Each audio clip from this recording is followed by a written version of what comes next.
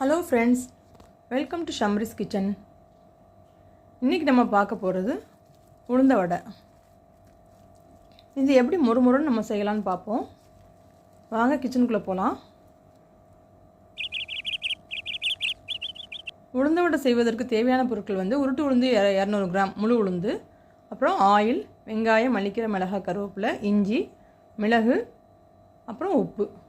இஞ்சி ஒரு துண்டு எடுத்தால் போதும். மிளகானா அவங்கவுங்க தேவைக்கு போட்டுக்கலாம்.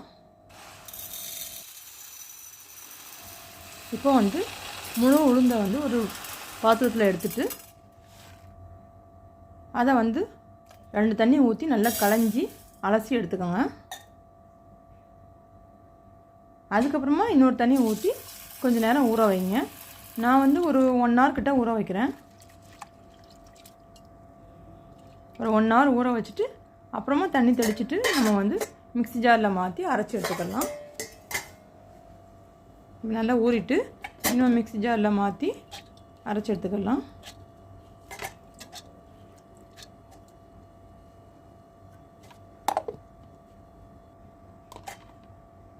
பாருங்கள், இப்போ அரைச்சி எடுத்தாச்சு. நான் இதோட கொஞ்சம் உப்பும் சேர்த்து 2வது ஒரு சுற்று போட்டு எடுத்துக்கிறேன். உப்பையும் இதோடய சேர்த்துடுறேன். சேர்த்து அரைச்சி எடுத்துக்கிறேன்.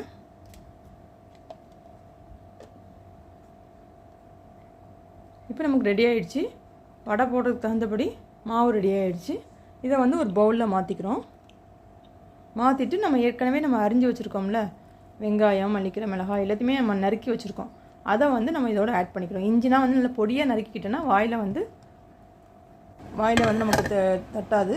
ஸோ நம்ம இதில் ஆட் பண்ணிக்கிறோம்.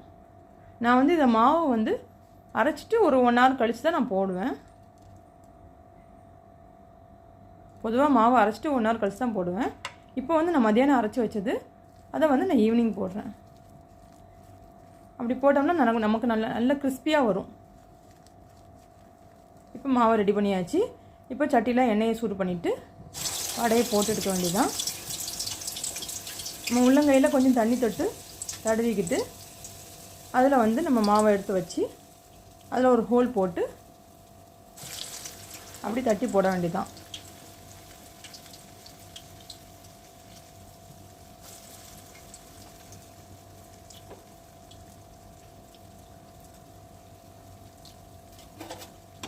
பாருங்கள், நல்லா அழகாக பொரிஞ்சு வருது. நம்ம ரொம்ப ஜாஸ்தி வச்சு எடுக்காமல் கொஞ்சம் மீடியம் ஃப்ளேம்லேயே வச்சு நம்ம பொரிச்சு எடுக்கலாம்.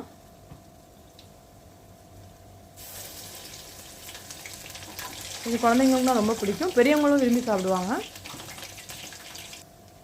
இதை நம்ம இட்லி சாம்பார், தோசை சாம்பார் வைக்கும்போது கூட நம்ம வடை போட்டு சாப்பிட்டுக்கலாம். இல்லைனா நம்ம மற்ற நாஸ்டா போடும்போதும் போட்டுக்கலாம். உப்புமானா பண்ணும்போது கூட நம்ம சைட் டிஷ்ஷாக வச்சு சாப்பிட்டுக்கலாம். பாருங்கள், எவ்வளோ கிறிஸ்பியாக இருக்குது. வடை ரெடி ஆகிடுச்சு. நீங்களும் செஞ்சு பாருங்கள். சாப்பிட்டு நல்லா என்ஜாய் பண்ணுங்கள். உங்கள் கமெண்ட்ஸையும் சொல்லுங்கள். பிடிச்சிருந்தாலும் லைக் பண்ணுங்கள், ஷேர் பண்ணி சப்ஸ்கிரைப் பண்ணுங்கள். மறக்காமல் பெல் பட்டனை கிளிக் பண்ணுங்கள். தேங்க்யூ.